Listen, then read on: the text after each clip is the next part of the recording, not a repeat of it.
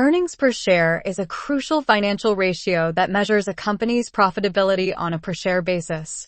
It reflects the portion of a company's profit allocated to each outstanding share of common stock. This ratio is particularly useful for investors because it provides a straightforward way to gauge a company's financial performance and profitability relative to the number of shares in circulation. Unlike other profitability ratios, such as return on equity or return on assets, earnings per share focuses specifically on the profitability attributed to each share, making it a direct indicator of shareholder value. Earnings per share ratio. Earnings per share, EPS, is calculated by dividing the net income of the company by the number of outstanding shares of common stock. Net income is the company's total earnings after all expenses, taxes, and interest have been subtracted from revenue. The number of outstanding shares is the total number of shares that are currently held by investors, excluding any shares that the company itself holds. By dividing net income by the number of outstanding shares, EPS provides a per-share measure of profitability. Example: suppose a company, XYZ Incorporated, has a net income of $5 million for the fiscal year. The company has 1 million shares of common stock outstanding. To calculate EPS, you would divide the net income of $5 million by the 1 million outstanding shares. This results in an EPS of $5 per share. If another company, ABC Corporation, with a similar net income but with 2 million shares outstanding, had an EPS of $2.50 per share.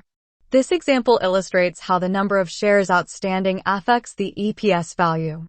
Higher EPS typically signifies better profitability, while lower EPS can indicate less profitability. Low earnings per share.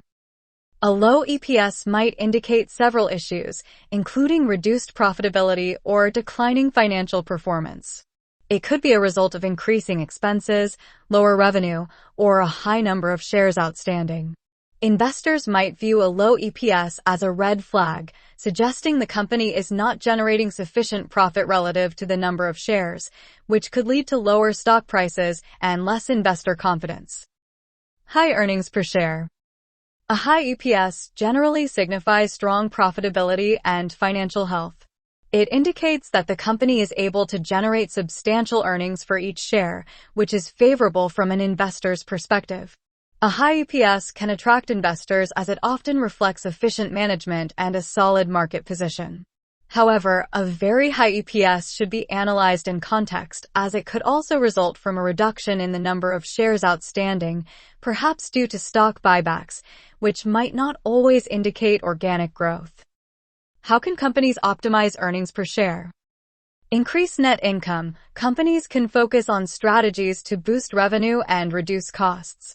Improving operational efficiency, increasing sales, and cutting unnecessary expenses can lead to higher net income, thus raising EPS. Reduce number of outstanding shares. Companies can undertake stock buybacks to reduce the number of shares in circulation. Fewer shares mean that net income is distributed among fewer shares, potentially increasing the EPS. Manage costs effectively. Controlling costs and improving profit margins can directly enhance net income.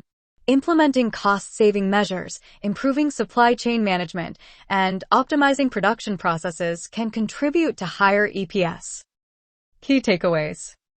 Earnings per share is a vital measure of a company's profitability per share and is crucial for assessing financial performance. A high EPS is generally favorable and indicates strong profitability, while a low EPS may signal financial issues. EPS can be optimized by increasing net income, reducing the number of outstanding shares, and managing costs effectively. Investors often use EPS to gauge the profitability and attractiveness of a company's stock, making it a critical metric in investment decisions.